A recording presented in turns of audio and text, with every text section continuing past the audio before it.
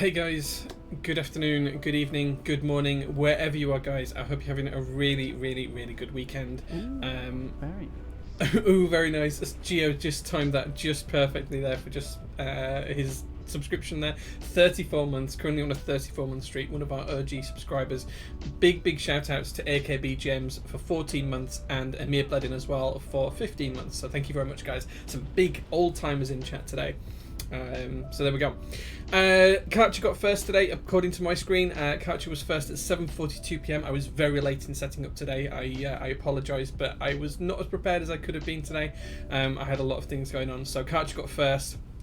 We also got Glorious Gabriel, Rechap, Van Storm, Banter Bunny's here as well, saying hello man. Glad to see you here. Raging Asian with the eyes. Who else have we got? Socialite saying iron. Yes, we're going to rebuild my iron today. If you look at the little camera just over here, you can see that I've got the iron plate and switches all lubed up for a change. Building it with the H1s without being lubed was a mistake, and today we're going to rectify that. That's the plan anyway. We've also got, I'm going to butcher this one, Schnekolonsky? We'll go for that. As well in chat, so thank you very much for joining, dude. Trolling Cootie is here as well. He says good morning man, good morning. It's actually evening for me, but good morning. Gio putting this to shame. Yeah, 34 months man, 34 months. That's a hell of a long time. I'm 2 months off from the first month because Amazon was being a dick when I tried to sub. Well, there you go, that's how it happens. Smudge IRL, thank you very much for being here. It's going good.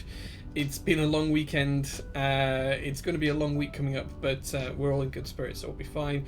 Crash is here as well. He says thank you he says hello and thank you very much for the 5 months of subs, Crash. Thank you, dude. Good to see you, man.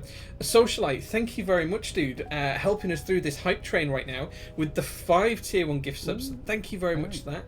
That is very nice. I'm sure you can hear those in the background. They go to Gravy on Mayo, which is a great username, Grappler2, Baby Phil, and Lucky Lips.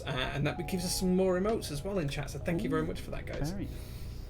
Wow, really happy for that. Oh, look at those emotes as well. That Pride Rhino is awesome.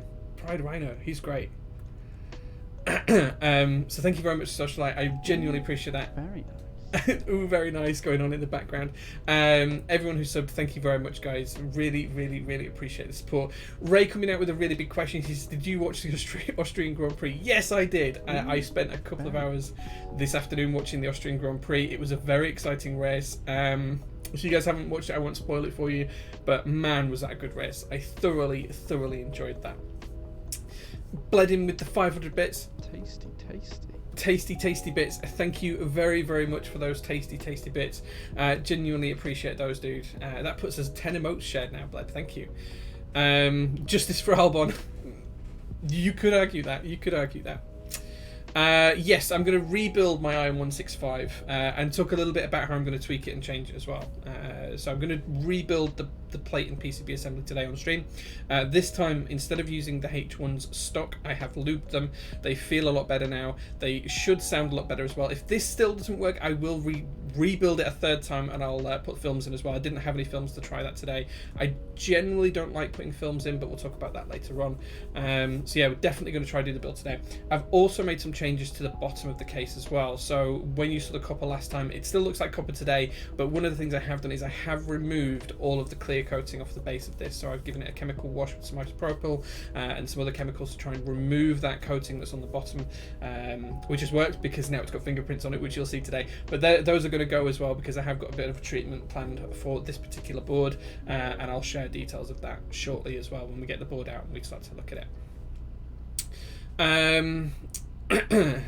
Gilbert checking out the build. Yes, I'm 165 FE today. You're going to use a copper plate or CF again. Going to rebuild it with the CF. I am going to do a secondary build with the copper plate, but I'm waiting on some Gateron inks for that. So I've ordered some more Gateron inks. I have run out of them, which is unusual because I bought a ton, but I have run out finally. And very nice. Pug Goku, thank you very much for the subscription, man. 8 months of subs saying good evening. Thank you, dude. I am going to do the copper build later on. That's probably going to be a few months away because I'm waiting for some inks for that. And I do want to get the rest of the board working and aesthetically changed to how I want it to look. So really looking forward to that as well.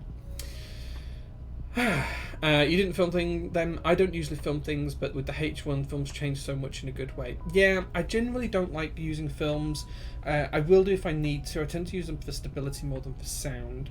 If this doesn't sound good with these today, though, I will rebuild it again. I'm not ashamed to admit that. I have a ton of films on order, and when they arrive, I'm happy to rebuild it. But today I just wanted to try it with the switches loop 205 and 104. We'll see how that is. We'll see how the wobble is and all of those kinds of things. And if it's still not perfect, hey, we'll try again. This is what we do. I will try again, and I will keep rebuilding until this board is perfect. Which inks? Gator on black inks I've got coming. Gator on black inks. Rabbit Sensei's here as well. Tasty. Bled in with another 100 tasty bits, taking us up to the next level of the hype train. Thank you so much, Bledin. Where's that put us now? It just says hype for me at the minute. It's got the streaming hype thing across it. Level 3 completed. Level 3 completed. Guys, you are what make streaming worthwhile, guys. Thank you very much. We've done level 3. We're almost in level 4. Thank you very, very much for the support. Genuinely appreciate all of the subscription, the bits, the donations, everything that you guys do.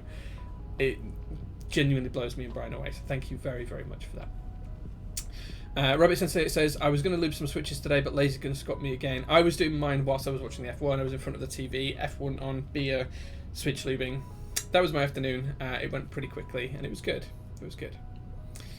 Yeah, I'm looping. I'm filming some Vint Blacks today. I have 125 to do. That's a good day's worth of looping, man. That's a really, really good day's worth of looping.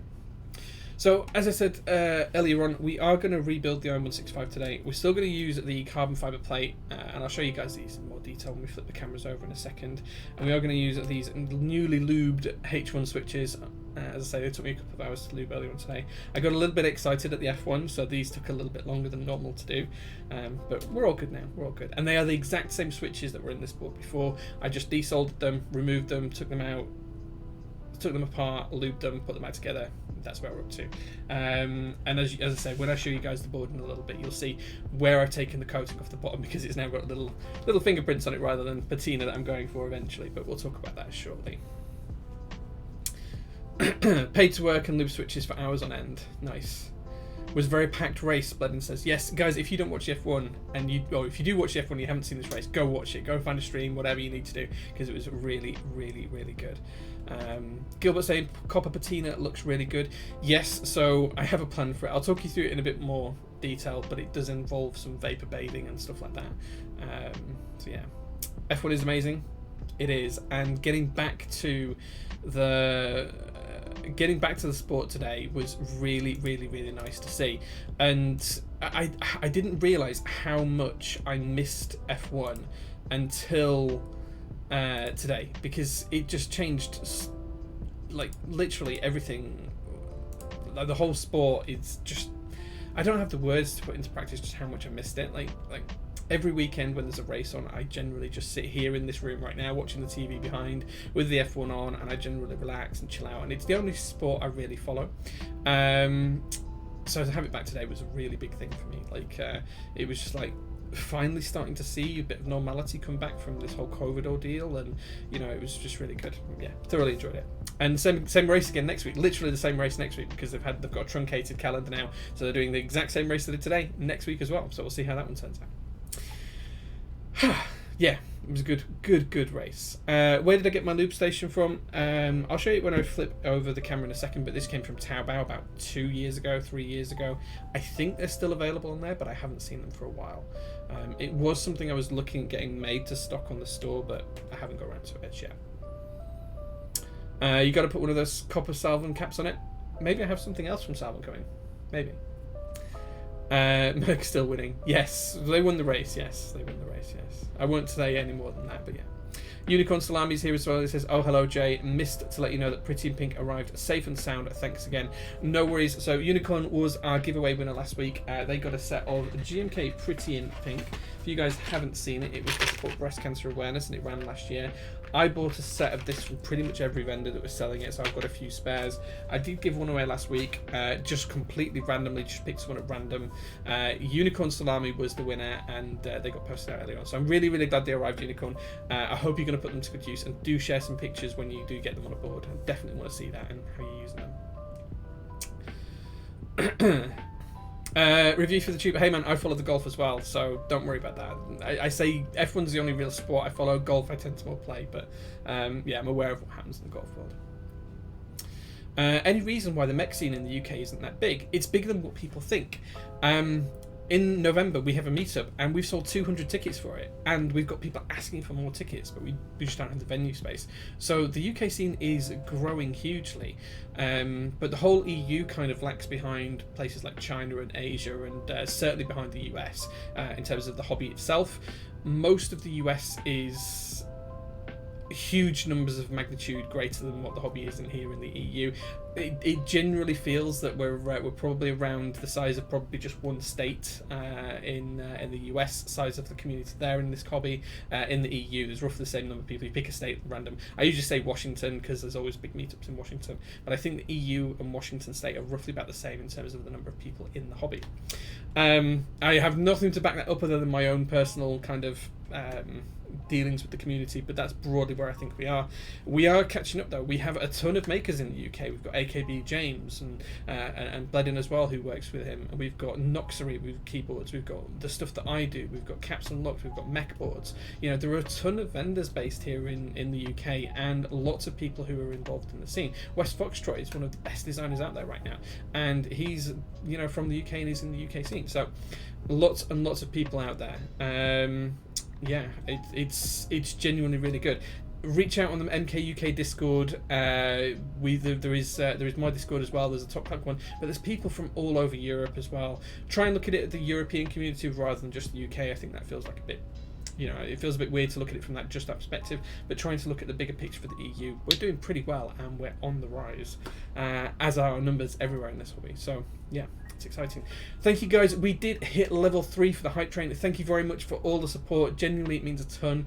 I know we missed the stream on Thursday this week because Brian's not feeling too well just at the moment. So it's great that we can come back and hit like a level 3 on the hype train. So thank you very, very much for that. Genuinely appreciate it. Glove Caps and Pexon as well. Yeah, there's loads I've missed, Bledin. Loads I've missed. Yeah, I couldn't name everyone, but yes. Reach out to Bledin, Ugu, and I'm sure he'll link you to all the Discords. He's in them all with me. He knows where they all are, so I'm sure he'll be able to leave them. Trolling Cootie says, I was about to say it seems like the creators are EU and the buyers are US. Yeah, it is going that way. There is a lot of EU creators and makers. You know, Salvan is literally making keyboards now in his workshop with his fast machine and everything else, as well as many other people. So, you know, that being said, there are a lot of designers and makers in the US as well. So it's all on a growth spurt at the minute. The whole hobby is kind of kicking off and growing, and it's genuinely great to see. EU gang rise up, absolutely. I will always be there to support the EU gang and to try and promote us and to try and push us forward to new boundaries and everything else. Working with people like my keyboard, you can't see them on here, but in a second when we flip over to the camera, you'll see them. They'll be, if you look at the little camera, they'll be right with my fingers tapping on the little camera. You'll see their logo just there. JO1 Rev 2 updates. Yes, a build stream next Sunday. So all being well, once the final renders come in this week, because I need renders to show different colours and things like that, the interest check will go up. So that should be at some point during this week for the JO1 Rev. Call it the JO1 Rev 1 because there was the JO1 prototype round, and there was the JO1 actual run, which was just 17 boards and no more, and then this is the JO1 Revision 1. It's the first revision since then, so we call it JO1 Rev 1. CAD work was all done by James AKB, who's in chat. Thank you very much, man. And yeah, group buy soon, so I'm hoping to run that towards the back end of this month, early next month. Still to be determined on how many units there are. There will be 3 colours plus a limited edition. Yeah, build stream next Sunday. I will show you guys the board in a bit more detail. If you check out my last build stream as well, you'll be able to see the board being unboxed and shown for the first time on stream as well. And now all the parts are here. I'll be building it next week. So yeah, definitely excited for that. Unfortunately, as you UK peeps are apparently flirting off into the Atlantic now. No comment, James. No comment. Brexit. I don't really want to talk about that on stream. Trolling Cootie says, please do lots. It's heartbreaking not getting into the group buy. There's limits you have to put on stuff, and it's not because people don't want to produce more boards, but it's just because of the time, the investment, the whole makeup of what goes into running a group buy. Logistics are hard, and packaging is long and arduous, and quality control takes a long time. Doing unlimited numbers of boards is very difficult to do unless you've got the right setup for it. And with that being said, it will be a limited group buy. I haven't decided numbers as yet. It all depends on how the interest rate goes. That will determine numbers. I've kind of broadly got most things sorted out now, but we will see it. We will see it. Yes, so the camera, Skizu, you are absolutely right. This camera that you see of me now is flipped, and the reason for that is because if you check out the little camera, if I use this hand and put it down, you see the same hand on the same side of the screen, which doesn't make sense now, but when we're doing the build stream and that's the main camera, and I lift my hand up, it looks weird if it goes something like that, you know. So if I lift up that hand and it goes like that, it looks really weird and people complain. So I do it this way round, just to make sure that it's visible and you can see exactly how we're doing it.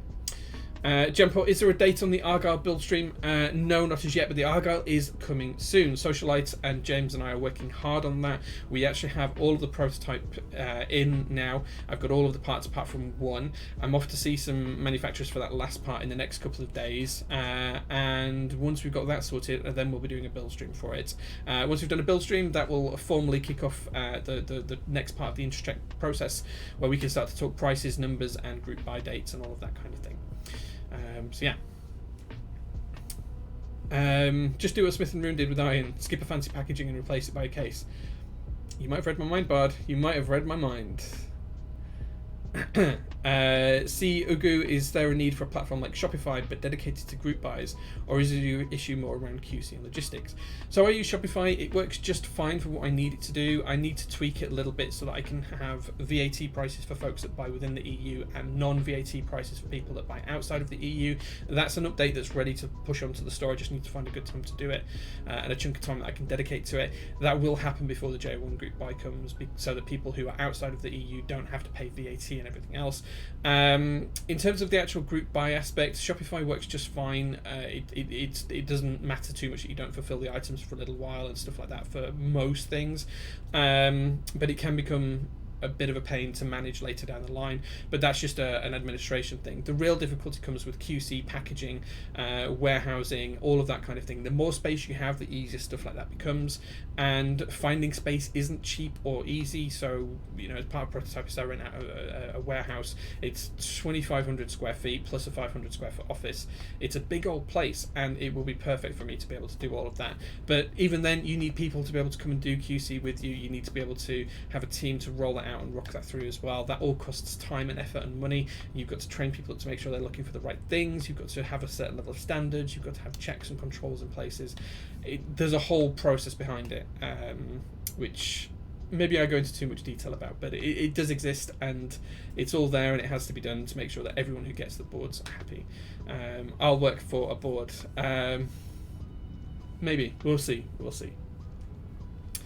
Okay, so we'll go from there. I ordered a 40% keyboard, pretty excited about it. Nice. Nice. I like 40%. I've got a few. I've got about 12, 13, 40%. I do like them. It's called a spreadsheet. Spreadsheets work, and spreadsheets are very useful, but they're not good for running a storefront. So there we go. Isn't that the idea with the JO2? The JO2 comes with a case, if that's what you're referring back to. Yes, absolutely. There we go. I volunteer if you weren't across the pond. Well, maybe one day if you come over here, we can sort something out. Yeah. I'll help with QC for a JO1 or Lodestone J. I'll take my payment in either of those boards, thanks. Yeah, and if I did everyone for that, I'd basically just be giving them away for free, because everyone would come and offer to do their own QC, and that's not how it would work. We'll see. We'll see in terms of stuff like that. Yeah, I've got a few people I can rope into the process. Getting people there is not the issue. For example, the other week we did 50 boards within a day because we were just ready, geared up for it, and had the space. So yeah. I will do QC for nothing. Bledin says he'll only care for the 60s. Okay, so Bledin's going to help me out with every single group buy, do packaging for every single group buy, but only get a board if it's a 60%. So there we go. Cool. Okay, guys. Time to flip over on to the other camera so you guys can actually see what we're building today.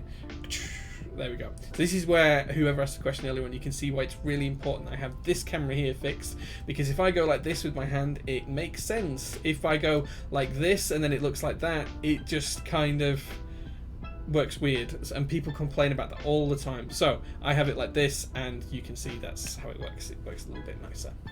As I say, we are using H1 switches today. These are all lubed today with 205 grade 0 on the stem and 104 on the springs.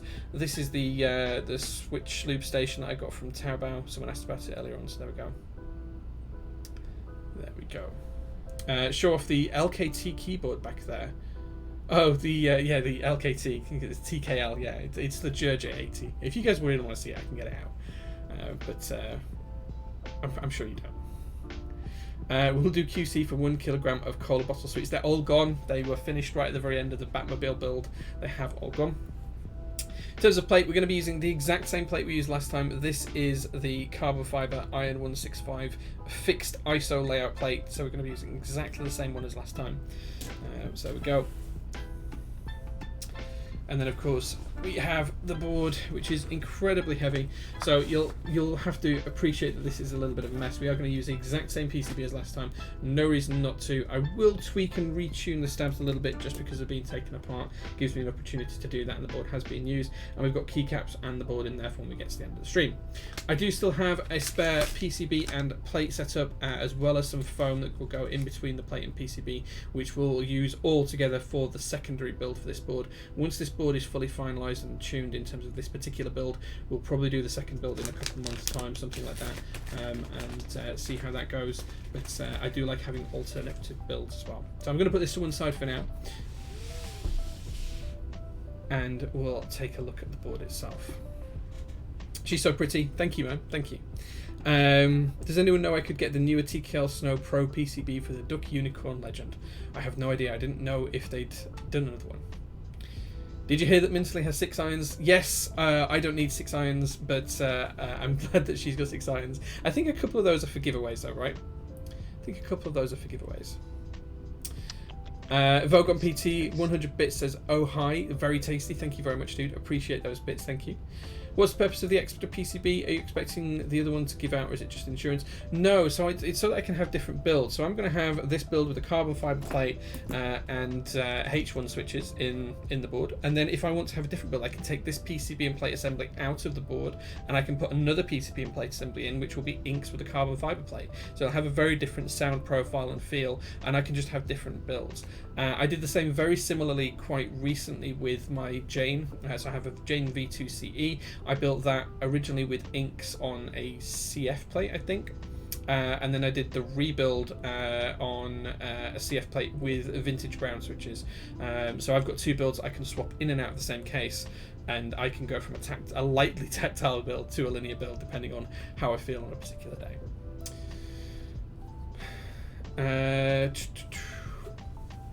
Nice giveaway. I wish someone would give me a 2K keyboard. Yeah, I'm pretty sure they're giving away a polycarbonate one on Minsley's stream and the Alex Otos' stream. Pretty sure the Smith and Room boys have been pretty good about that and donated one of those, so there you go. Have I ever mill-maxed a board, and if so, is it difficult? I have mill-maxed a board before. I wouldn't do it again because I'm not a big fan of hot swap, but it's not particularly difficult to do, so yeah.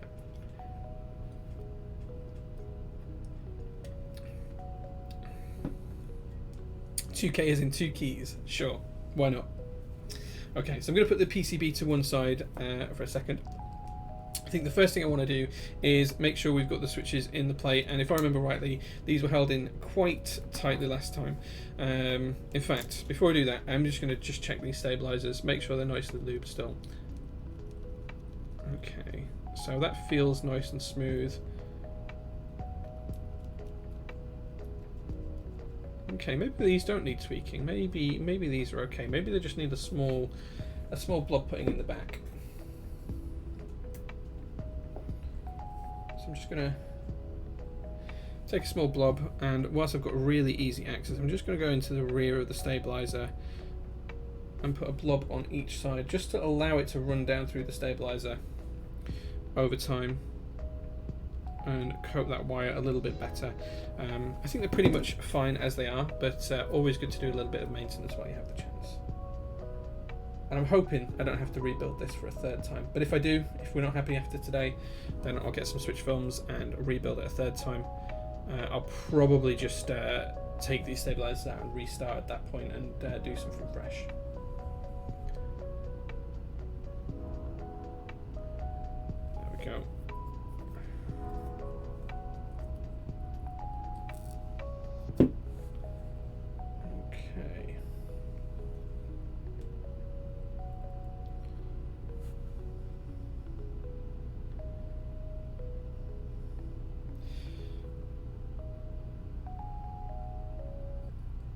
There we go. Okay, so that's all those just lightly tuned, nothing major, just a light tune, just to make sure that they're going to be battle free when we get through the build. There we go. As in $2 keys. Can anyone tell me here their opinion on TX springs? I think they're okay. They're not top tier for me. I think if I was going to pick springs off of the shelf to use permanently, I would probably say that Sprit are the best. Now, a lot of people have a problem with using Sprit because of his nature in the past, although he does seem to be on an upward trend most recently over the past couple of years. Failing that, if you don't want to use Sprit, then I really do like the thick Thock springs as well. I think they're making some more of them, and I think they're going to have them in stock soon. Hopefully I'll be able to stock them as well, because they are really, really quite nice, especially the progressive ones. Although I don't really rate them as progressive springs, I think they're just genuinely really nice as springs. I did like the Cat Wee Wee ones. They were quite nice, but I don't think they're in production anymore. And then TX kind of on the broad same sort of level as the Cat Wee Wee ones. And then you have kind of all of the other brands underneath, like the Novel Keys ones and a few others underneath. They're all better than stock springs generally, but yeah, that's kind of the order I would go for.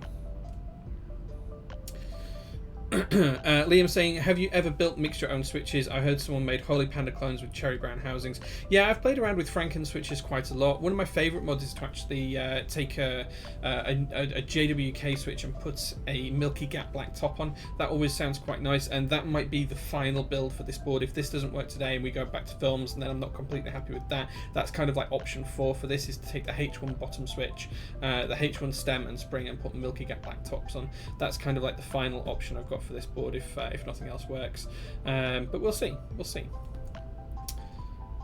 Very nice. Thank you very much, Depleted Best Beam, for the subscription. Oh, it was a gift from James. Thank you very, very much, James. Thank you, dude. I really appreciate that. That's 4 gift subs in total. Thank you, dude. Not wanting to cause drama, but what passed for Sprit delays. So back in the early days of GeekHack, probably 2014, 2015, there was an issue where Sprit ran a group buy and didn't deliver on that group buy. Some used the word scammer and other not nice words. I'm not going to talk about whether I think it was a scam or not. Sprit disappeared from the community for a while. He did try and reach out to some people to pay them back. There were others he didn't have any records for. After an absence of about 18 months, he came back with selling springs, and since then I don't think he's had any major issues. He did go radio silent for a little bit because he was trying to fulfill vendor orders, and that stopped him completing a lot of customer orders for a little bit, but in the end, and I was one of those affected, in the end he refunded everyone who'd been delayed, and they still got their springs anyway. I still got my package of springs, and so did many other people. So I think he's on the I think he's trying to reform himself. He's much more vocal now. He's much more open to feedback. He's very, very much more communicative. If you email him, you generally get a response back within the week, which is pretty good for a one-man company. So yeah, I think he's on the way. James, if you have not tried progressives, I'll send you a small sample in that box of stuff I have ready to come to you. So there we go.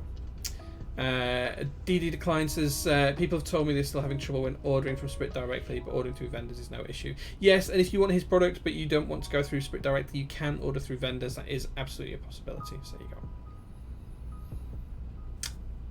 You pay your money, you take your choice, guys. I'm not going to tell you whether you should buy from Sprit or not. That's entirely up to you. I do buy from Sprit and I don't have any problems with it. I think his product's the best on the market just from a factual perspective, from an objective perspective, but subjectively it's entirely up to you who you go and shop with. You pay your money, you take your choice. That's entirely up to you guys.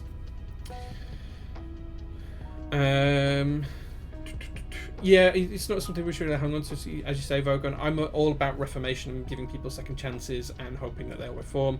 You know, third and fourth chances maybe not, but that's entirely up to yourself. Buggocky says, I've been waiting for an email response from him for about 3 months now. Just chase him. Just chase him. He'll come back. I'm sure he will. If not, I'm happy to reach out on your behalf. We have some pretty good alternatives to Sprit springs these days too, unless you want progressive slow springs that he offers. Yeah, we do. Yeah, TX springs are okay. Yeah, I don't disagree with that. I think thick Thock are probably a little bit of a level above TX springs for me personally. So there we go. Bard says he puts Sprit springs in every single build. There was a time when I did that, but since JWK came out with pretty good stock springs, I haven't really done it anymore. But I do want to get back into it. He improved loads. Yeah, well, I think you just reach out to him, Pubgoku. I'm sure he'll reply. Are Duroc springs any good? So those are the same as what's in JWK switches. It depends vastly on the switch. H1 springs are damn good. They're really, really nice. Some of the other ones I've tried haven't been quite so nice. I think alpacas are quite good as well. So again, just try them. If you notice an issue with them, then change them. If you don't, then great for you. It means it's something you don't have to worry about. Zyverse is here as well. He says, hey guys, what have I missed? Any JO1 stuff? Yeah, build stream next week, dude. Build stream next week for the JO1 or Rev 1. Hopefully the IC will come this week, pending a couple of last minute changes and renders which are on the way. So as long as everything comes in the next couple of days, there'll be the interest check up this week, and then group buy late this month, early next. That's currently the plan.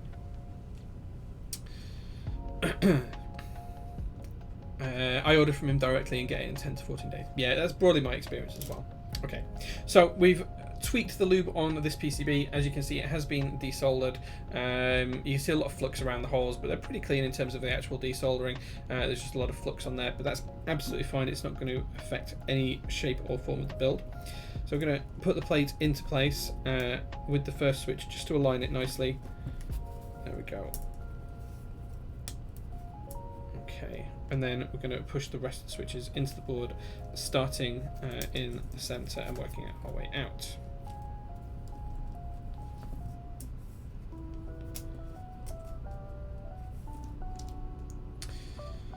H1 springs, give my fingers a workout. That all depends on whether you like heavy springs or not, I guess. These springs are really good for stock springs, but I can appreciate why some people find them a tad too heavy. 72 to 78 grams is kind of my ballpark for a good spring for me. So these kind of work for me quite well. Imagine having small beta fingers. Yeah, I mean, if anyone wants a really heavy board, I do have a 60% that I built with Alps APC. Well, they're not Alps actually, they're Matthias, I think, but they're APC green switches, which have a 480 gram bottom out. That thing is pure pain to type on. It is not a fun board or experience, I'll be quite honest. The keycaps aren't the best either. They're just off some random Alps board, which were the only thing I could find at the time. I feel like I need a Mech Keyboard Masterclass. So much to learn, it seems like it's all on preference. I have to spend money to try everything out. Have to do some personal research and development. Yeah, I mean, that's how most of us start out, but that's where meetups and things like at the end of the year will come in really useful, because you can try a series of boards. Like you can see I've got quite a few boards on the wall behind me, a small portion of my collection. I take 7 or 8 boards to the meetup. That's 7 or 8 different boards with different switches that people can try, and if everyone takes 2 or 3 boards, that means there's a ton of boards there that you can try out. You know, you can kind of get a feel for how things are.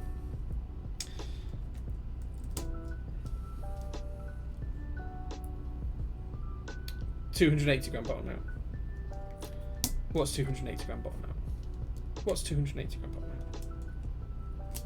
The APC ones are 480 grams. No, the 480 gram springs in there from Sprit. They were like the heaviest springs you could do me at the time.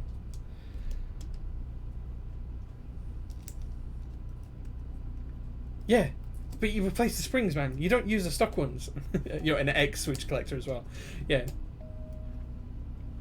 They're heavy as stock, yes, but they're even heavier if you put custom springs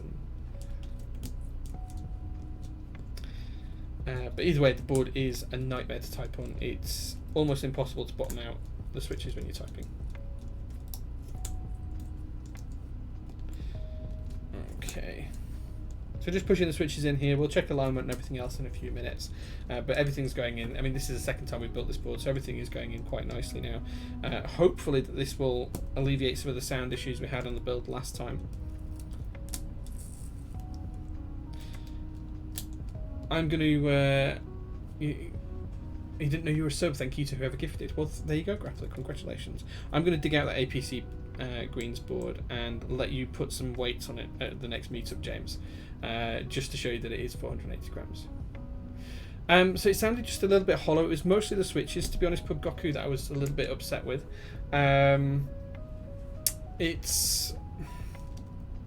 It's hard to say, but the switches just didn't sound great, and I know that that's a characteristic of JWK switches in general. So I wanted to try lubing them and see if that alleviates the problem. If it does, fantastic. I can carry on, and I can actually use the board, you know, for whatever I need to use it for, and actually get it into like my cycle of boards that I rotate through. If this doesn't work, then I will probably get some films or just change the tops straight to Milky Gap black tops on these switches. Those are the two options I have if I'm not happy with this build the way it is after today. But I'm more than happy to try and rebuild, you know, a few times.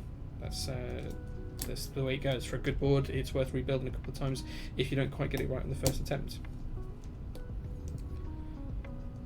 Which films? Probably TX, because I've just put in an order for a load of TX films. So hopefully it'll be TX films. I do have some of the foam desk keys ones coming as well. But yeah, we'll see. We shall see when those arrive. To be honest, if this doesn't work, I think going to Milky Gap black tops is probably the best way to make it sound better. But we'll see. We'll see. For all boards, it is worth building them a couple of times. That depends. Sometimes you get a board just right the first time and you can be really happy with it. The inks in the Jane, for example, I was really happy with that straight off the bat. I thought that was a really, really nice board in the end. You know, the JO2 when we built that with stock switches a while back, I think they were stock... I can't remember what they were now. Stock inks, I think. I think they were really good and that just sounded great as well. So, how else would you test the quality of the PCB? Absolutely. James is posting me pictures now. Yes, I know that's what James, I know that's how they come stock, but they have got sprit springs in them. I know that's how they were stock, but they have sprit springs in. I did say this a few minutes ago, I'm sure. James has just been searching out that image to try and call me out and probably missed me saying it. But yeah, they've got sprit springs in. I just asked Sprit for the heaviest springs he had at the time that would fit in an Alp switch.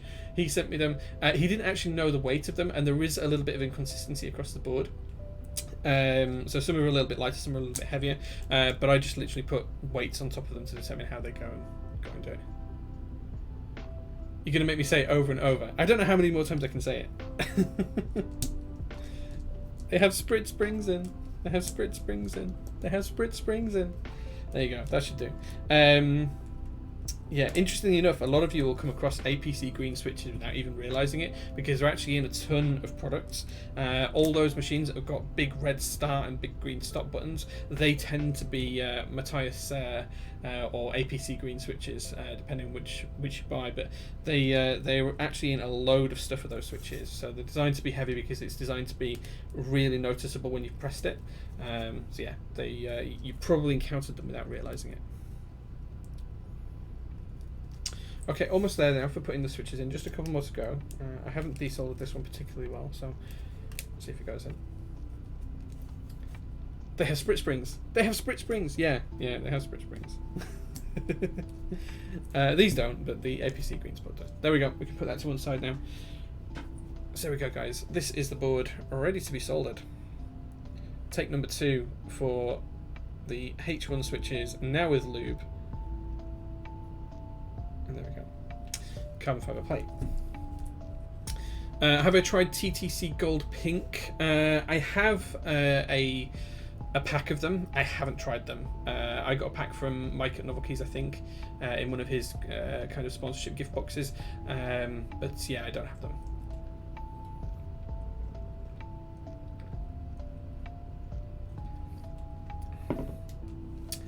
Bruins 4777 says, how do you pick what switches go in what boards? At one time I used to try and pick whether I wanted a board to be linear or tactile. I'm vastly moving away from tactile switches. The more boards I build, the more I become a linear fan. And right now for me, I tend to just prefer to stick to 3 or 4 different switches. I really like Gateron blacks with milky tops because they're the best bang for budget switch. They're like 15 cents each or whatever. For a budget switch, they're a great option. If I want to go more upmarket, I like inks and the really good JWK switches like the H1s. That's kind of where I like to go to. Tilios are also really nice, but I can never get them to sound quite how I'd like, so Telios tend to be a little bit further off for me.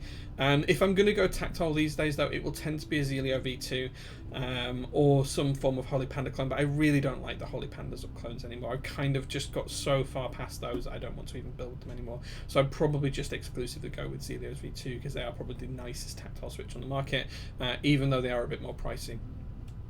If I was going to go for a budget tactile switch, and I say budget, I'd probably pick the blueberries. I've been really enjoying those in the Fiel I built last week. I've just been breaking them in. They're not lubed, they were literally just to break in. I've been using that board for a couple of days now, and genuinely they're pretty nice, and they're probably more mid-tier than budget, but yeah, I kind of like those. Do I prefer inks or JWK linears? Purely for acoustics, inks. All the way inks. Yeah, there we go. Tangies are great, yeah. Tangies are fine as well. I don't disagree. I've got both types of tangerines and I like both. I think I prefer the original ones with the milky tops and the orange stems to the new ones with the all JWK housing. OG Holy Pandas or HP Drop Edition. If you're going to pick between those two, I'd probably go for the OG ones.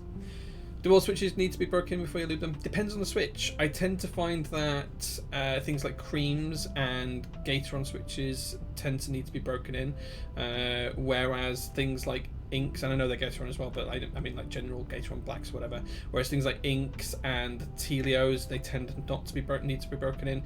You don't get much benefit from that. Yeah, the upstroke is a problem on the JWK linears, yeah. Which, in respect of these, just to call out as well, I have lubed on the top inside edge of the switch, just underneath where my finger would be, just on the inside of the housings, just to try and help alleviate some of that return noise, and we'll see how that goes. Difference between yellow and black is the springs and the colour of the stem. Those are the two differences. Yeah. Yellow spring is a great stock spring. Yeah, I agree. Fully agree. The yellow spring is a really, really good stock spring. I try not to use films, Dingus, unless I can help it. I have tried them with films. I don't dislike the noise, but I think I still prefer an ink overall. Now, these switches, if they don't sound good after today, then the next step will either to be to film them or to change the tops for Milky Gap Black. I won't do both, I'll do one or the other. If I put the films in and that doesn't work, then definitely move to Milky Gap Top Blacks.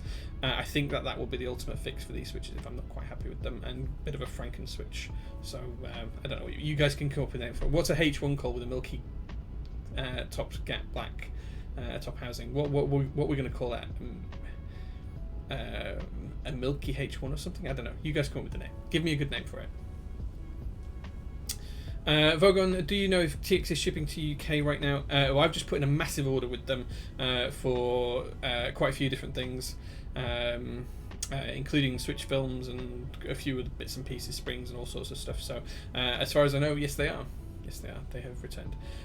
Milky with a 1. I like that unicorn salami. That's a good name. Milkies. Yeah, okay. Yeah, I don't dislike that. That's pretty good. It's pretty clever. Okay. Time to start doing some soldering, guys, which means that we've now really quickly actually got to that part of the stream whereby you guys can ask me any question at all. So whilst I'm soldering this board, I will open the floor to questions where you can ask me anything about my personal life. You can ask me about the store, you can ask me about TopClack, you can ask me about cars, you can ask me about my work, you can ask me about keyboards, you name it, you can now ask the questions. So all you need to do, guys, is go at TopClack and then ask your questions away, and it can be about absolutely anything. As long as it's stream safe and I feel comfortable answering it, I will be as honest as I can. So get your interesting questions ready and get them into chat, because all the time whilst I'm soldering this board, I'm open to your questions, guys. So Bledding comes up with the first one that says, are Jaffa cakes a biscuit or a cake? So for you, those of you outside the UK, you might not know why this is an issue. So Jaffa cakes are kind of like a biscuity cake thing, and they have a layer of sponge at the bottom with a layer of Jaffa orange jam or preserve on top, or jelly as you call it in the US, covered in a thin layer of chocolate. And in the UK, if they're classified as a biscuit, they don't have to pay VAT when they're imported into the country. If they're classified classified as a cake? They do, so they cost more money. So there is a question around, are Jaffa Cakes cakes or are Jaffa Cakes biscuits? Now, in my head, the name is the name is the clue. The clue is in the name, right? They are a cake. I would absolutely call them a cake, but I'm happy for them to be a biscuit for tax purposes, so that makes them cheaper. I'm kind of open either way from that legal interpretation, but in my head, they're a small cake with chocolate covering and some good jammy orangey goodness on the inside. What's James posting now? James is posting more pictures now. Is this going to be another... Thanks, James. That's really nice. That's some great Photoshop work there. 280 grams. Yeah, but mine aren't. Vogan says, what would be the best thing to do? Going on a cruise with Angelina Jolie or James AKB? I would rather go on a cruise with James because I get on well with him and I don't know Angelina Jolie. And my wife would probably be more comfortable with me going on holiday with James than with Angelina Jolie. So, yeah, I would definitely go on the cruise with James over Angelina Jolie any day of the week. Trolling Cootie says the secret colour for JO1 orange. No, the lodestone is the orange board. The JO1 will not have an orange variant unless someone does a commission version after the group buy. That's if we ever do commissions for it, then maybe we would do an orange version then. But no, that is not the colour. Blind Panda says, can I get 280 grams springs from Sprit? I don't know, but you can get them in APC greens if you buy them stock, although they'll be terrible, so take your pick. In fact, just DM James, because James is apparently the source of all knowledge on these switches. So, yeah, just DM him and he can take it from there.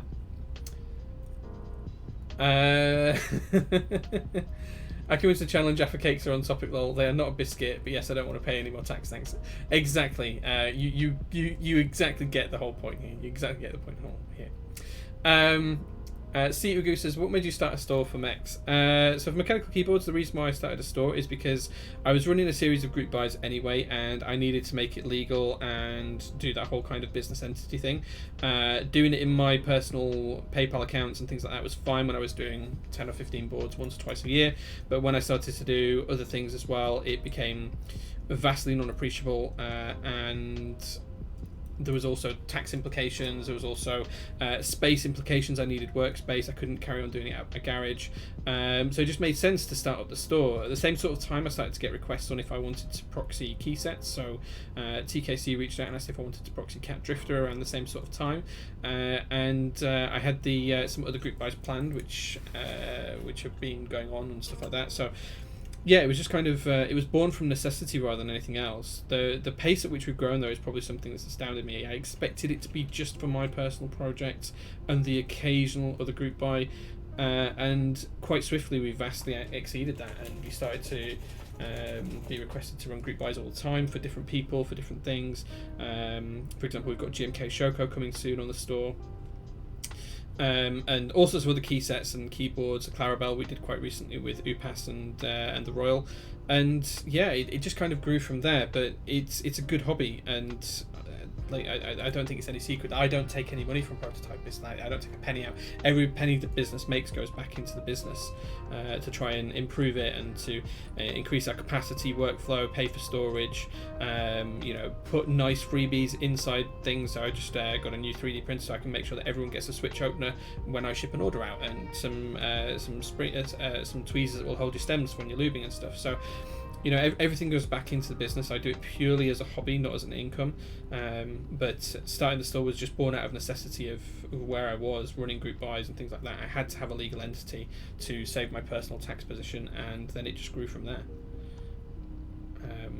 Which is good. It's great fun, and I love doing it, and I wouldn't change it for the world. It's a great way to spend my evenings and weekends. The Defo Cake. Sure, that's fine. James says he's a better lover as well than Angelina Jolie. I don't doubt it, dude. I do not doubt it. Something plastic in the sea. Okay.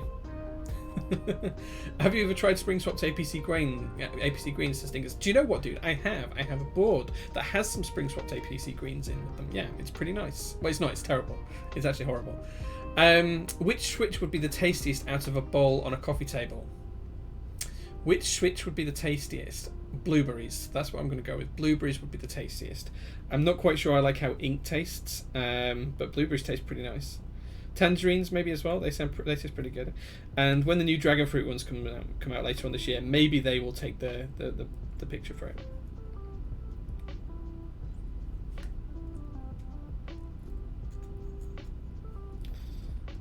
Okay.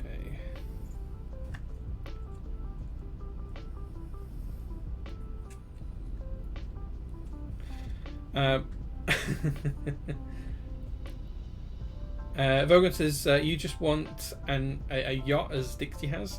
I didn't know Dixie had got a yacht, but no, I don't want a yacht. A yacht would be wasted on me because I'd never use it. And I'm not sure how me buying a yacht would actually improve Prototypist as a store or give more back to the community. I don't know how it would do that. What's required when you run as a proxy for another group buy? So lots of things. So you have to be able to do taxes and accounting and all of that kind of stuff as well. So all of that is pretty much a given, to be honest. But you have to make sure that you're able to do all of the taxes, accounting, pay royalties. You need to have space for storage, shipping, all of that kind of capability. You have to have an eye for QC. Having a good reputation in the community also helps. Knowing how group buys work and how to manage those expectations is important too. Being able to set yourself up as a true vendor with Shopify or other payment processors and making sure that you can take payments without getting your accounts locked down, and making sure that you've got clear terms of engagement and reference and all of that kind of stuff. There's a lot that goes into it behind the scenes. Making sure you've got a great accountant, making sure you've got a great lawyer, all of those kind of things are really, really up there and very, very important. It takes a lot of work. It takes a lot of work indeed. You also have to have an interest in it as well, because if you don't have an interest in it, you're never going to make a good vendor. The best vendors are those that really love what they do and are really passionate about the things that they sell. So yeah, I'd base it on that. What's my 9-to-5 day job? I work for a financial institution as a senior program manager / product owner, and I've done that for a number of years now. Probably about 15 years in total I've been with the company. In fact, on the 9th of May this year, it was 15 years I've been with the company. I've done that for so long, I wouldn't even know what to do if I didn't have that as my regular day job.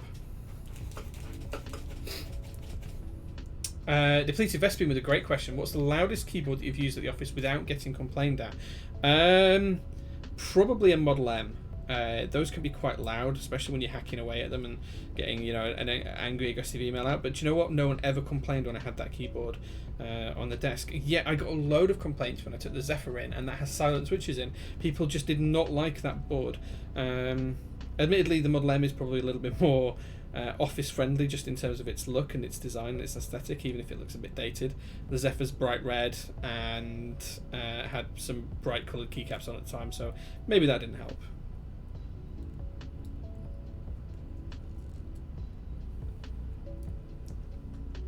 What's the furthest you've ever been from home? That's a great question. Probably Seattle. When I was in Seattle, that's probably the furthest I've been from home. But I think that's pretty much halfway round from where we are, like a quarter turn of the globe or something like that. Maybe some trips to Asia or something like that. I don't know. I'd have to check which was the furthest, but yeah, either Asia or Seattle, which is the far coast of the US. Those are probably the two furthest distances that I've been.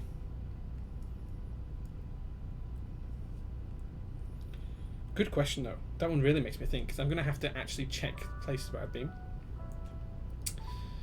Steel Windows here says, "Hey Jay, how are you doing today?" I'm doing good, man. Thanks for joining the stream.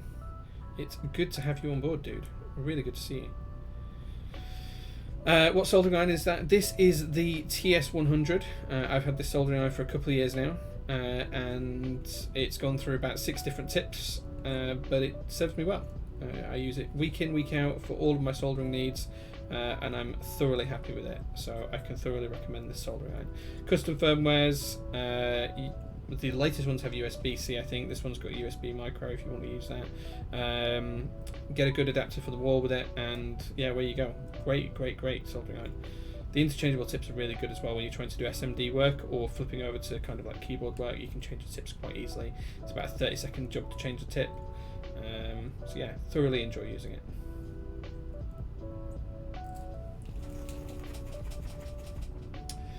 Is your wife involved in running the store or anything mech related? No, she's not. My wife isn't involved. She occasionally comes up to the warehouse and spends some time up there with me whilst I'm doing keyboard stuff, but no, she's not involved at the moment.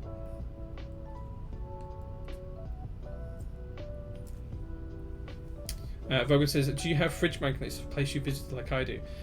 No, I don't. I don't have any fridge magnets a place I've been to. I think all of the fridge magnets I have at the minute are ones that my mum used to have before she passed away, bless her, with kind of like slogans on about how to live your life, and then I have a series of ones of Salvan. He sent me a couple of fridge magnets the other day, and that's about it. I don't really do fridge magnets, not a fan of them really, but the Salvan ones are nice.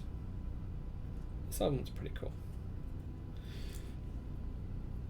Zeus Cables is here as well. He's asking what camera I have. This is the Sony Alpha A6300. I do have an A7 as well. It depends on what I'm doing as to which camera I've used. So you'll probably see some streams have slightly better picture quality from above, but this one's pretty good when we do the zooms. You can kind of see that it gets pretty good levels of detail on the zoom in. If I do that, you can kind of see quite a lot of detail. I do find that this needs more light than the A7 to be better picture quality, but it's a good camera overall. I'm probably going to use this for a face cam, the A7 as the overhead cam permanently when I move to the new streaming setup at the prototypist offices, but we'll see. No set details on that yet. I need to actually plan out how we're going to have all of the setup there.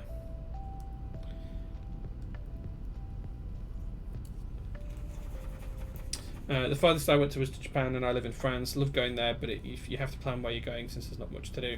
I think there's loads to do in Japan, right? There must be. Japan's always struck me as one of those places that'd be pretty cool to go to. I know Blenny went there last year, or maybe earlier this year actually. It might have been earlier this year, just at the start of the whole COVID pandemic.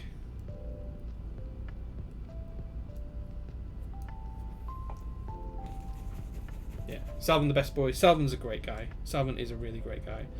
He's been massively helpful and supportful with some of the things I've been going through quite recently.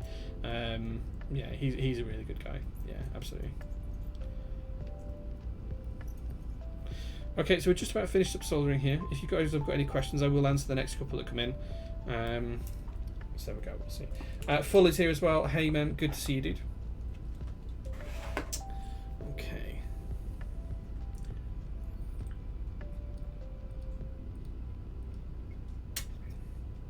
Dr. Martinstein says, my development team were in Vietnam. I got to go to Bali at the same time, which was awesome. That's really cool. That's really cool, man. Awesome. Yushikoba, yes. The store in Japan, yeah. At what point does a keypad become a keyboard? When you can easily type the whole alphabet and punctuation without needing more than one layer. That would be the point when a keypad becomes a keyboard. And I mean the most common punctuation, so like full stops or periods, commas, that kind of stuff, numbers as well. If you need more than one layer to do that, then for me it's still a keypad.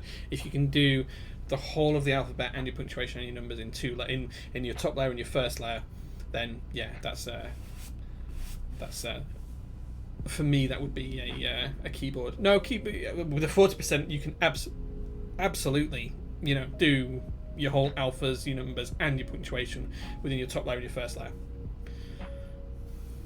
So there you go. Yeah, 40s are absolutely a keyboard because you can, within two layers, you can get all of that common punctuation, you can get all of your numbers, and you can get all of your alphas. I'd argue that you could potentially do that with the Pain 27 as well. You could probably just about do that with the Pain 27. So yeah.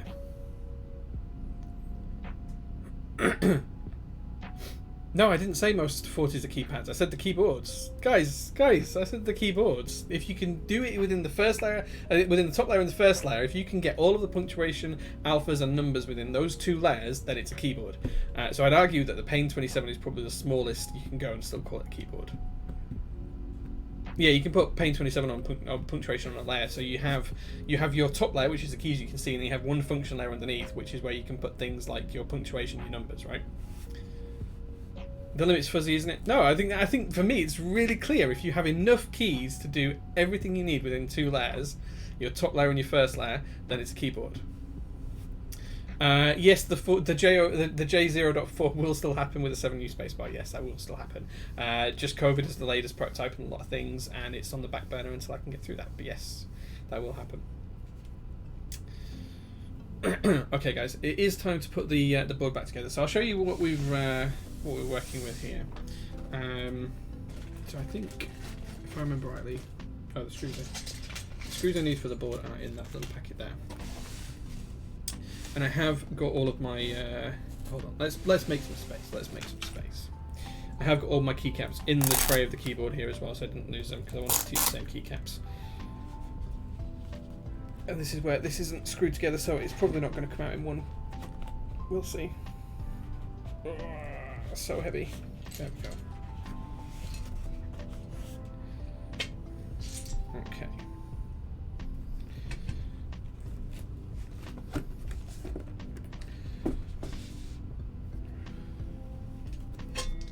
Oh, there we go. There's the top off.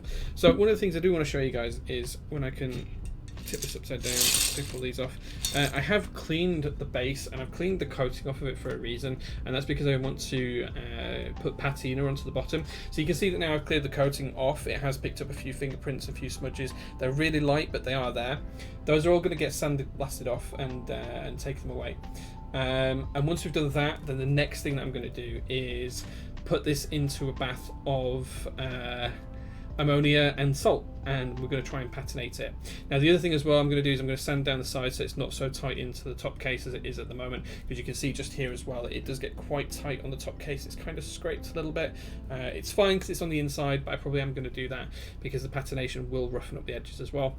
I'm going to try not to do the inside, so I haven't cleared the coating off of the inside.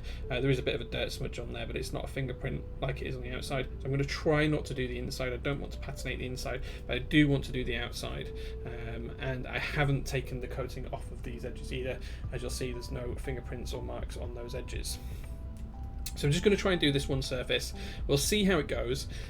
It's going to be a bit of an experiment, but either way I'm really excited to do it. The good news is that if it does go all wrong, I can put this in the sandblaster and I can get this back looking to stock, and I can clear coat it and it will look like nothing ever happened, just by taking away that first top layer. So that's one thing we are going to do, but as you can see it has been a bit of a work in progress getting that coating off with a bit of a chemical bath earlier on this week, and that's why you can see some fingerprints on it.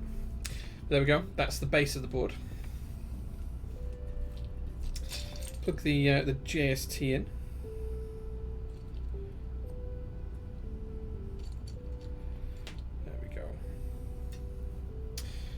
Is there a thing you can't afford right now and wish you could have? Loads of things I wish I could afford that I can't. So many things. I can't even tell you all the things I wish I could afford. I would love to be able to buy an electric car. I would love to be able to join every keyboard group buy. I'd love to take my wife on a holiday, and I'd love to redecorate the house or potentially even buy a new one. But yeah, sadly not all of those things are achievable right now. So that's done. We're going to put the top case on as well. One thing I'm not going to do is I'm not going to patinate the badge. I don't want to patinate the badge. I want to keep that looking nice and crisp and clean. There we go. It's all fit together nicely. Then we're going to flip this over, and then we're going to screw it together, and then we'll put these keycaps on right at the very end. S&P on a steak or Montreal? I'm not sure what the question is there. Salt and pepper on a steak or Montreal? Is Montreal a type of sauce? If it is, never had it. But I do like a good steak. We actually had steak for dinner today. It was just with salt and pepper and herbs on it, but it was really tasty. The wife makes a mean steak. Okay, now this is where that's not screwing in quite yet.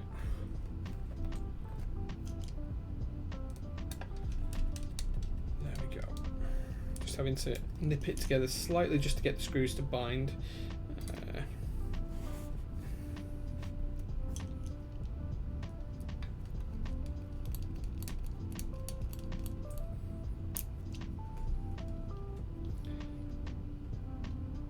got some glue on it here in the bottom corner. This mark here, I don't know if you guys can see it. This mark here isn't actually a mark on the keyboard. It's actually come from the casing. So on the inside of the box here, there's actually some glue got onto the board. This has happened a couple of times now when it's been in there in storage. It does come off. You can see the bits on my thumb there. Yeah. Whoops. So heavy is this board. Seasoning, yeah, I've never had Montreal seasoning. I don't know what that is, Charlie and Cody, but or Cody, but I do like salt and pepper on steak. We tend to just do salt and pepper on steak, and then we sometimes have like a béarnaise sauce or something like that. Kind of like that as well. Black garlic compound butter. That sounds good. We do like garlic butter on the steak as well.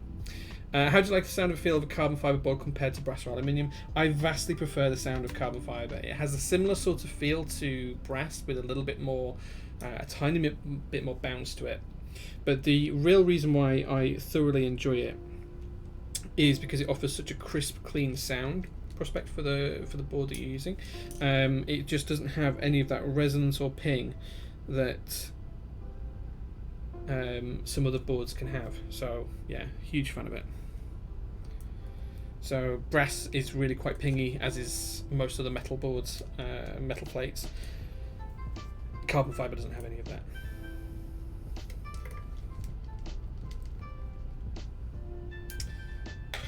Yeah, so tempted to try and pick up an iron from the MyKeep extras. Go for it, man. Go for it. I'm really tempted to try and pick up a plum one.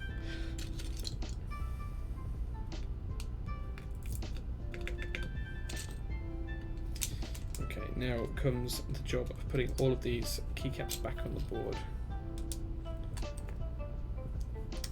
Good luck with that. It's going to be hard. Yes, it is definitely going to be hard to get an extra. But hey, we shall see. We shall see.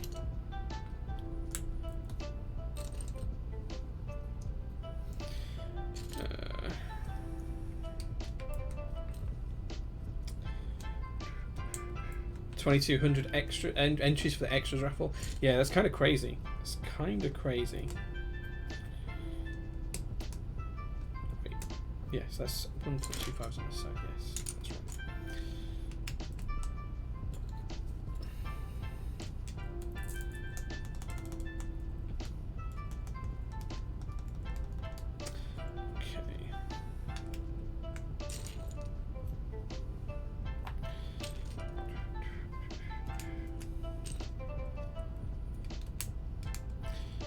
We have control. Oh, we got these the other way around. Like, there we go. That's FN, and that's all just there. There we go.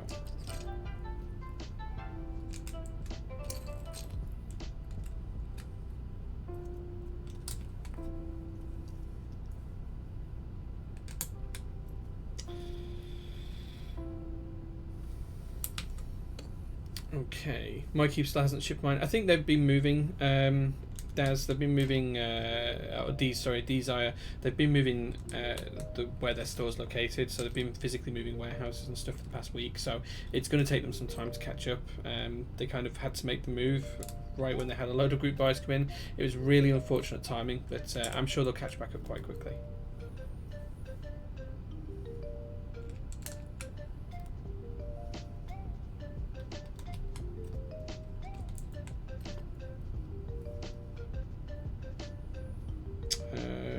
ERTYUI, there we go.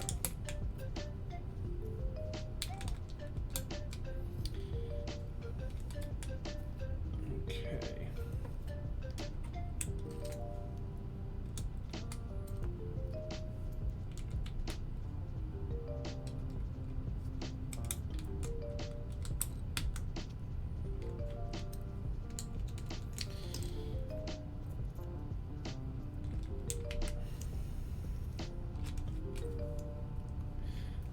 Raffle already happened yesterday for the Smith and Rune extras. Yes.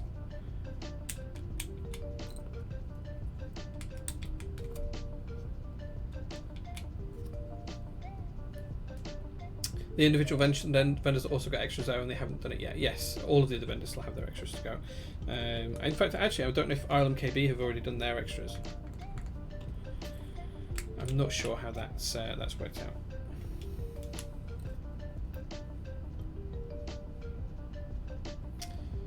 I get the concept of extras, just don't get how there are extras. Well, they just haven't sold them yet, so there won't be extras for very long. Is the way I would put that. But yeah, effectively, if 300 people buy the board in the group buy, they'll buy an extra 50, say, and then they'll use the 50 to make any QC issues right. So they might end up with 40 boards left over, for example, and then they'll sell those 40 as extras.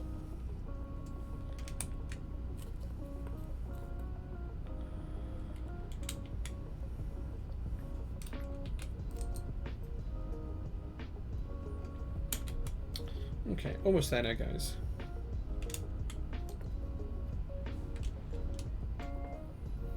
Usually B stock, if a board has small issues, they switch it and sell the one with flaws as an extra. They also buy extras as well, that also happens. But yeah, B stock does happen as well.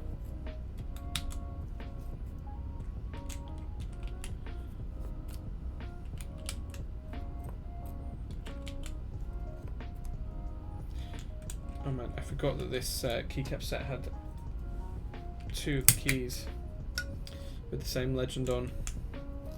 I put them in the wrong space. There we go, guys. So that's the board built. Let's hope this sounds good. If it doesn't, I'll just rebuild it, guys. That's the beauty of this. B stock would be perfect for like a Cerakote job. Absolutely, yeah. So always a good thing to do with a B stock board is to Cerakote it or otherwise.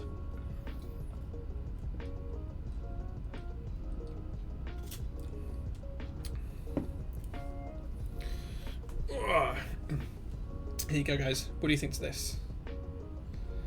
There you go. I do think this looks really, really good. Yeah, these aren't filmed, these are just lubed. If this still sounds bad, I will film them, or I'll just change the tops to milky tops, but we shall see. What do you think is minimal requirement setup to stream? 2 cameras and a mic. Yeah, a good microphone, 2 cameras, bit of planning, so you know how you're going to stream, what you're going to do, that kind of thing. It doesn't hurt if you have some kind of reasonably decent PC as well. A slow PC won't particularly stream very well. You tend to need something with quite a bit of horsepower to be able to deliver the stream. A solid internet connection as well is also needed. I wouldn't recommend trying to stream connected to like a mobile phone or something like that. Make sure you've got a really good broadband connection. Yeah, other than that, that's about it. Content. You know, having something to build, having something to do, depending on what your stream's about. Yeah, making sure you've got something to share with people. That's the main thing. Depleted Vespine says, too bad it's missing a key. You mean here? That's not missing a key. That's a design feature, not a flaw. That's a feature. Okay. I'm interested to see how this sounds now, guys. So let's zoom in a little bit. Let's move this board out of the way. I'm really interested to see how this sounds now. Let's stop the music. Let's get the music paused. We'll put the music back on shortly. Let me take off my headphones as well so I can actually hear what's going on around me, because these do a really good job of sound cancelling, so I want to make sure I can hear. But full 10-finger dance is about to commence. Hey man, you don't have to be a perfect typist to be able to share content in this hobby. My typing works for me, and that's it. This key set does have twisted key caps, yes. So when you look at these keys here, they are slightly twisted. That's not the keyboard, that is the key caps. This particular set, which is GMK Olivet, is known for having some twisted keycaps. You can kind of see that most of this QWERTY row here is slightly twisted. The O and the P are where it starts to correct itself, but everything between here and here are slightly twisted that way. You can see that here when you look at the 2 parallel lines between the caps here. So this row is just fine, this top row is slightly twisted. That's quite endemic to this key set. It's known on quite a few versions of it. So yeah, there we go.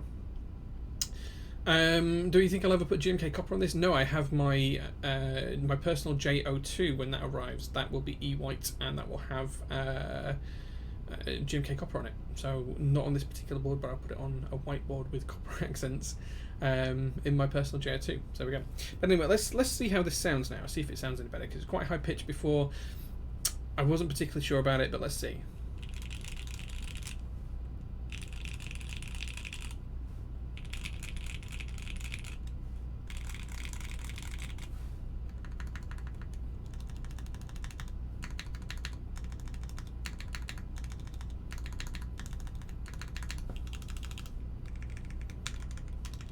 Okay. I already like it more than last time. Yeah, Gilbert, I completely agree. You said that you posted that just as I was about to say it.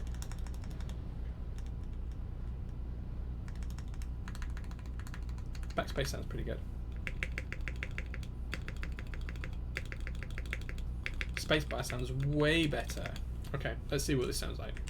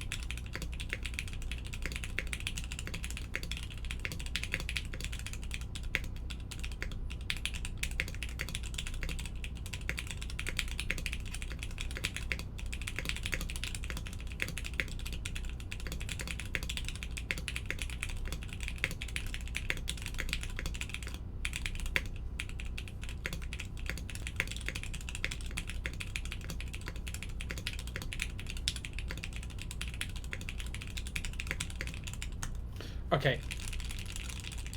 This sounds way nicer than it did before. This sounds a ton nicer. This actually sounds usable now. Okay. I'm not sure it's perfect. I'm really not sure. I need to live with it for a little bit later. That spacebar sounds great. All of the modifiers sound good now. Yeah, I'm really happy that this sounds a lot better now. So lubing has made a huge improvement to this particular keyboard. Definitely sounds way better.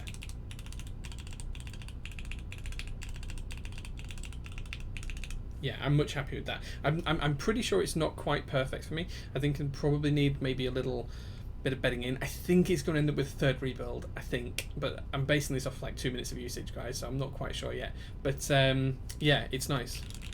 It's better than it was before. It's lost that high-pitched pinginess now. I think the rest of the poor, the tiny percentage of the sound that's poor might be due to the whole copper bottom. So yeah, it's definitely much better. Definitely much better. I'm much more happy with that. Yeah, really happy with that actually. That's made it actually usable instead of something that just sits inside its case, inside its box. So yeah, really happy about that. Yeah, if every key sounded like that, it'd be great. Sadly, every key can't sound like that. Unless we do the whole board with space bars, then maybe we could do it. So yeah, Spacey's here. It says TC. Yep, TC. Thanks, man. Thanks for joining. And thank you very much for the host with 7 viewers. Thank you, dude. Really appreciate that. So there we go. So I think that's. I think this is much better than it was before. Maybe it needs some films. Maybe it needs milky gap black tops. Yeah, maybe. I think it does need a third rebuild. I'm not quite 100% happy with this. I'll use it for a week and see how I feel, but I think what I'm going to end up doing is rebuilding it again at some point in the near future. So yeah, we'll see. This is GMK Olive, yes, and it has twisted QWERTY row, but that's just endemic to the key set. It's not the keyboard build, it's just the that particular key set that has that issue. Zoom back out. There we go. Okay, Zapri's here this evening. Jay, sorry I'm late. I was watching Mission Impossible 4. No worries, man. You watch whatever you want to do, man. I keep saying Iron 165 needs POM plate with the linear switches. Vogel says if you don't like it, send it to me. So I have a POM plate as well for this full. These are linears. These are H1s. I think I don't like POM as a material. I don't like the feel of POM as a material on plates that much. I think it's nicer than aluminium. I think it's nicer than steel. I think it's nicer than titanium. But yeah, I do struggle with liking POM. The feel of it, like the sound of it is great, but the feel of it is not for me. I prefer the robustness of carbon fiber. I'll probably lube these film these switches and maybe change the tops as well at the same time. We'll see. Yeah, it's too flexy for me. I don't like it. I'm a really heavy typist. Like 78 grams is nothing for me. I can type daily on 125 gram springs. PPS plates, yeah, that'd be cool. That would be really high pitch though. The sound of POM is great. Yes, I completely agree. I don't like the feel of it. That's the problem. That's the problem. Yeah, maybe. But PPS plates would sound very high pitched. They'd also be very brittle as well. So too heavy on the typing, and you could probably snap them. Now there is I mean, you could do it with any material if you went for a 5mm thick plate. So if you were going to sacrifice all flexibility and movement and go for 5mm thick plates, you could look at water cutting things like marble and all sorts of stuff. So you could do anything at that point. You can go kind of really crazy. But yeah, I think that's satisfactory for now. I think we'll probably change it and tweak it a little bit. Maybe do one more rebuild of it before we move on to the other one. Before we move on to the copper plate version, which we'll do at some point in the near future. But I want this board to be a daily driver. So the next week or so, I am going to do the patination of the base, and I'll show that on stream when it's all done and when it's all finished. I may do the third rebuild in a couple of weeks' time as well if I change these switches once more. We'll see where we get to. But yeah, I think that's pretty much it for the stream. Community score is not quite ready yet, James. So one of the things I do want to do for the community score, and functional is really helping out with, is we're going to actually have a bot which will aggregate scores. So instead of me just guessing what the average of people are putting in is, it will actually aggregate the scores. So the community score isn't going to come back until that's ready. I need to sit down with functional and make sure that's all working and correct, and I'm happy with that before we bring it back. But it will be back in the near future, yes.